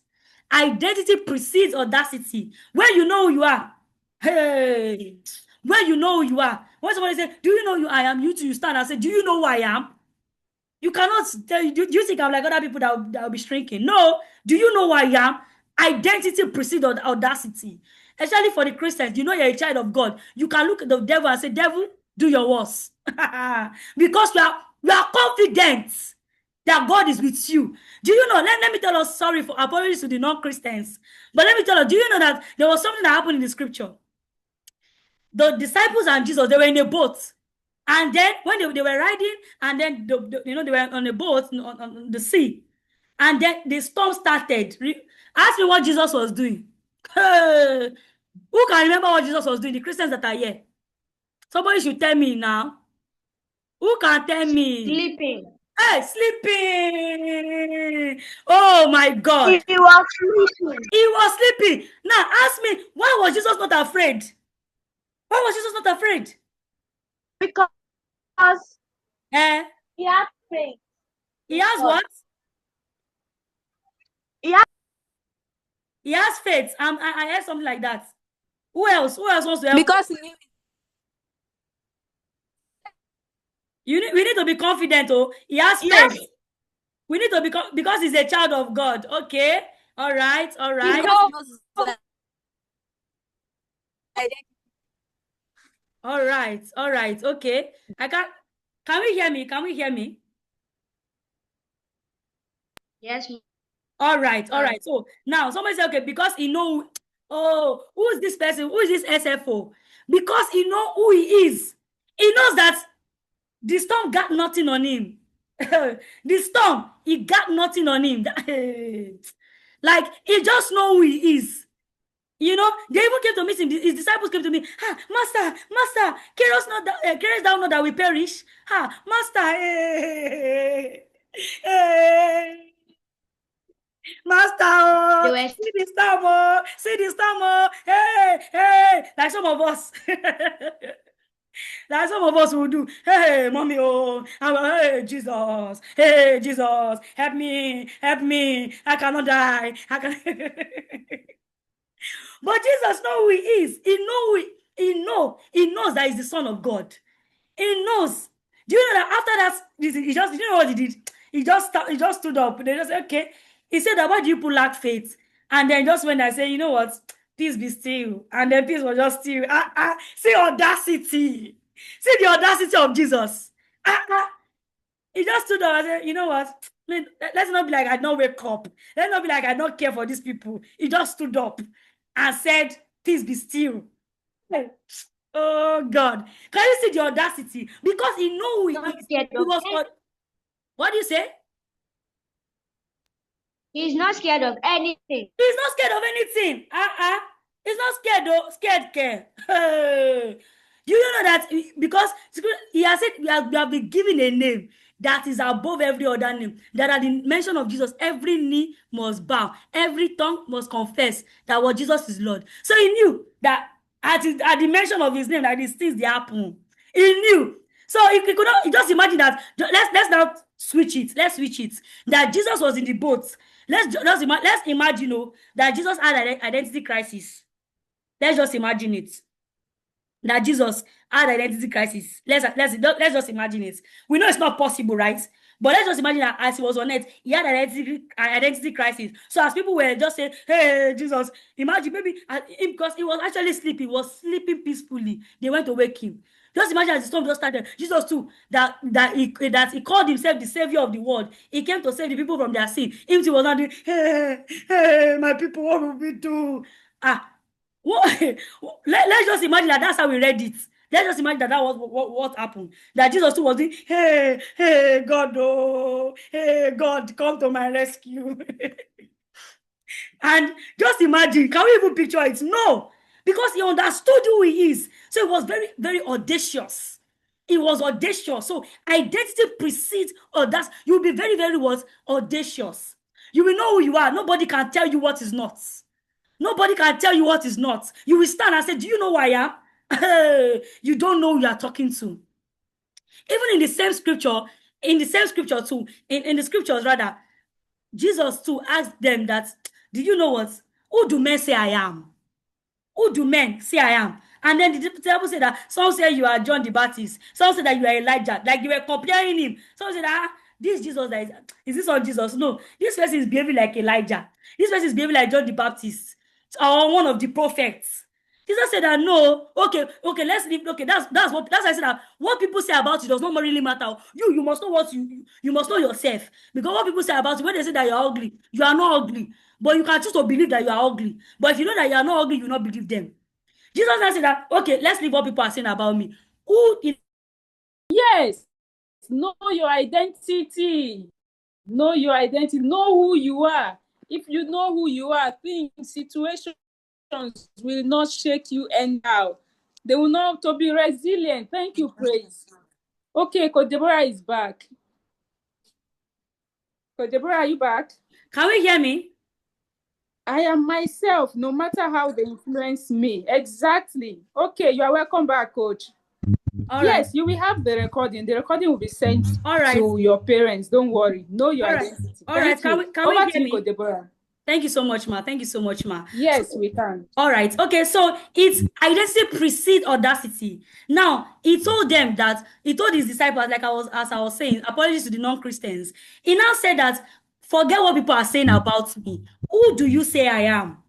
Who do you say I am? And then Peter responded, the sharp Peter. Peter said that you are the Messiah, the Son of the living God. And then Jesus said that, oh, flesh and blood has not revealed it unto you. You know, because imagine that Peter now said, you are the Messiah, you are the Son of the living God. And then Jesus said, I'm not the Messiah. From where to where? Me, Messiah. No, I'm not the Messiah. It's not me. It's not me. It's not me. Just imagine. Let's imagine it together. Let's imagine it together. That as he asked the question, Peter now said, Jesus, you are the Messiah now, the Son of the living God. And then he now said, no, I'm not the Messiah. No, it's not me. It's not me. It's not me. Just imagine that. So identity precedes what? Audacity. Identity precedes what? Audacity. Now let's go to some tips. We're already rounding up. Let's go to tips in discovering your identity. Tips in discovering your identity. The first thing is try out new things. Be open to growth. Yes, try out new things. Try out new things in how to discover your identity. Try out new things. Reflect on your values and beliefs. Reflect on them. Some of us, we just have our values as an head knowledge. We don't have it written down. Some of us, we just have our values as head knowledge. Oh, I am this. When they now ask you, they say, what are your values? And you need to have your values written down. Reflect on them. Reflect on your values. Identify your values and your beliefs. Another one is to develop self-awareness. How can you develop self-awareness? Through journaling and self-reflection. Through journaling and what? Self-reflection. You reflect. When you journal, you begin to, develop self-awareness. Is anybody saying something? Is anybody saying something? All right. Okay. So develop self-awareness. That is through what? Journaling and self-reflection. You can develop what? Self-awareness. You can develop self-awareness. Now, yes. Another way you can discover your identity is to be open to new experiences. Don't be like this. Be opened like this. Be open like this. Don't be like this. Be open like this. Be open to new experiences. Then another thing is give yourself time. Don't be hard on yourself. Hey, no, give yourself time. Say it in the comment, I will give myself time. Give yourself time. Be open to change. And lastly, practice self-acceptance. Practice self-acceptance. You need to practice. It's very, very practice. Like I said, that you are enough. Everybody is taking. Yes. Be me. I have achieved being me. We have actually achieved being us. Yes. I have achieved being me, you have achieved being you. So practice, accept yourself, and begin to grow. Yes, be open to growth. Be also, like I usually say that, embrace your strength while you work on your weaknesses. Yes, embrace your strength as a person. Embrace your strength while you work on your weaknesses.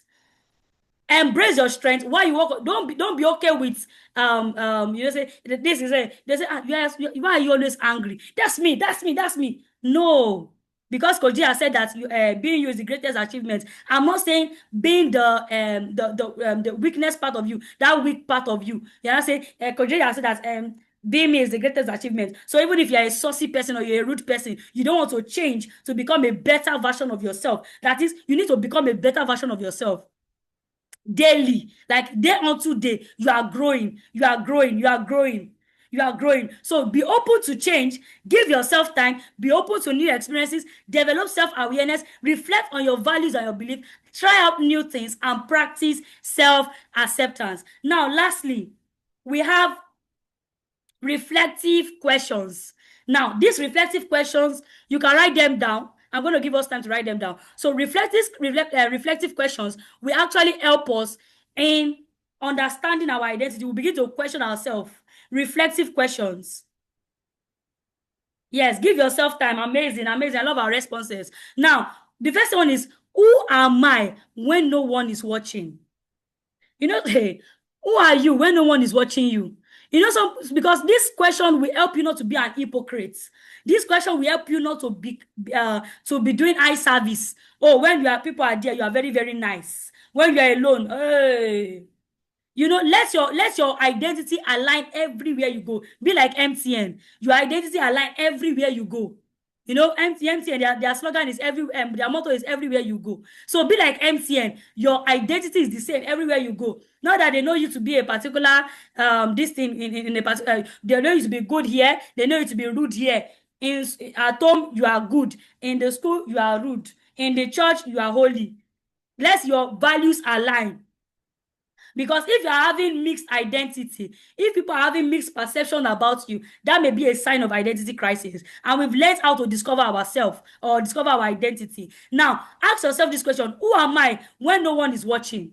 Another thing is, how do I see myself?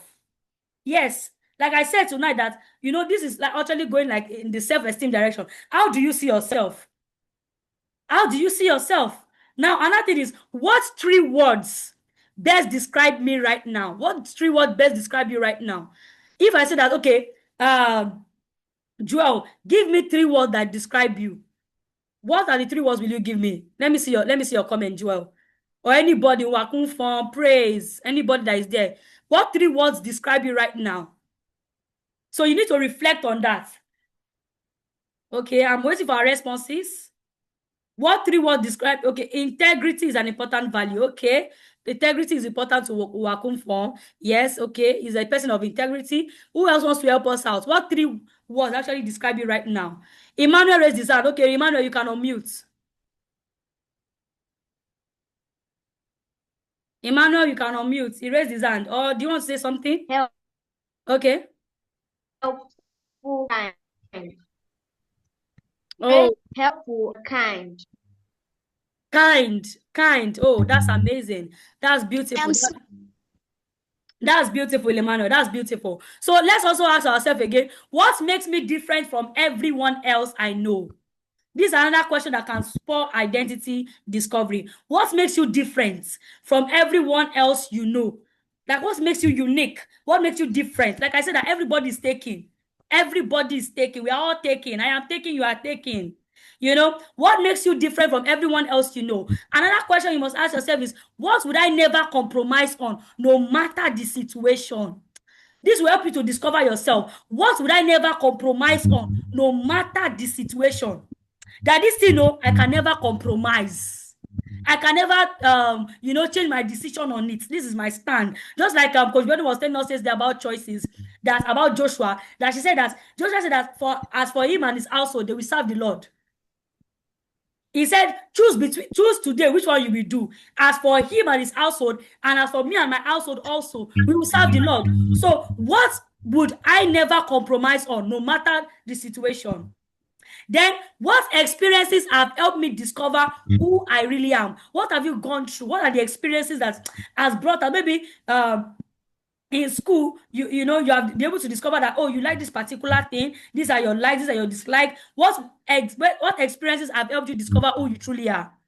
Then again, what kind of person do you want to become in the next 3 years? I remember that Coach Biodun was saying yesterday that about having a 5-year plan.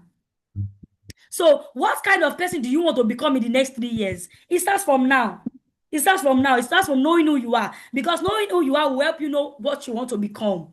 Right? I talked about that, you know. And then who and what has shaped your sense of identity the most? Who has shaped? Who and what has? Is it social media? Is it your parents? Is it your friend or your best friend in school? Who and what has shaped your sense of identity? The way you view yourself, the way you see yourself. Who and what has shaped your identity the most? Then lastly, who makes you question yourself and your ability?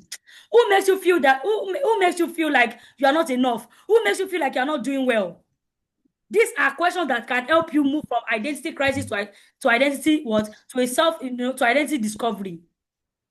These questions will help you knowing who you are. It will help you really well. How do you see yourself? Who are you when no one is watching? What three best words describe you right now? What makes you different from everyone else you know? What would you never compromise on, no matter the situation? What experiences have helped you discover who you truly are? What kind of person do you want to become in the next 3 years? Who and what has shaped your sense of identity the most? And lastly, who makes you question yourself and your abilities? Thank you. So that's the end of my session. Thank you, everybody. Thank you. Wow, thank you so much, Coach Deborah. Let us give Coach Deborah our appreciation. Let me see you type. Thank you, Coach Deborah. Thank you so much, Coach Deborah. Let us type it in the comment section. You can also unmute and say thank you, Coach Deborah. Thank you so much. Thank you so much. Thank you, Coach Deborah. Thank you, Coach Deborah. Thank you, Abigail. Thank you, Titi Lokbe. Thank you. Thank you, Wakufom. Thank you so much.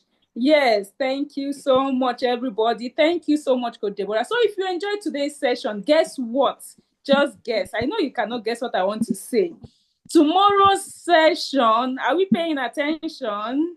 Tomorrow's session is for the parents. Tomorrow's session is for your parents. Who is excited? So what you are going to do is to make sure that tomorrow by 7 p.m. you drag your parents, your mom and your dad, drag them. Thank you. Drag them to this session. Drag them once it's 7 p.m. In fact, before 7 p.m., tell them they should log in. Tell them tomorrow is for parents, that they are going to have an amazing time. Uwakufom, are you paying attention? You are typing. I want to see how many of you are going to invite your parents tomorrow. Like, I want to see how many of you will bring your parents for the session tomorrow. Let me see you type it. I will bring my parents. Thank you, Wakufom. Thank you. Thank you, Abigail. Thank you. Who else will bring their parents? Because you have been learning. Dami, thank you, and Korede. Thank you. You have been learning since Monday. So tomorrow is the turn of your parents. While on Friday, you come back. But for tomorrow, it's for your parents. So bring your parents. Okay. Ella, bring your parents. Who else is there? Praise, bring your dad. Who else is there? Emmanuel, I want to see your parents tomorrow. Great. Wakufom, I trust you. I trust you very well. I will. Jewel, thank you. Thank you so much. Then remember to tell them that tomorrow, 7 p.m., they should be here live and direct. They should not wait for 7. Before 7, few minutes to 7, they should join. I went somewhere. I know that you're calling me. Oh, no, I was asking that, are you going to bring your parents to the session tomorrow? Yes. Because tomorrow's session is for the parents. Yes, great. So I'll see. Oh, I didn't put your name. I'm seeing iPhone 8. That's why I didn't mention your name. So next time when you join the session, the first thing you do is to rename. Tell your parents to help you change the name. There is a place where you can rename yourself. Do you know? So I can't see your name. That's why I didn't mention you. Okay, but you can just type your name. Let me see your name now. Quickly type your name so that I will know you. I'm just in iPhone 8. Esther! Thank you, Esther. Sorry, dear. Thank you, Esther. Thank you, Esther. Esther, make sure you bring your parents for this tomorrow session. Thank you, Esther. Yeah, Esther. Okay, all right. Thank you. You're welcome. So tomorrow we will see your parents by 7 p.m. on the dot. Good night, everybody. Don't forget to tell your parents about the event on Saturday, the seminar on Saturday in Lagos, and the 30 days mentorship program. All right. Good night, everyone. And have an amazing night. Good night. Good night. Good night. Bye-bye. Bye. Bye. Good night. Bye. Good night, everyone. You can leave the session now. Thank you so much for your time. Thank you so much.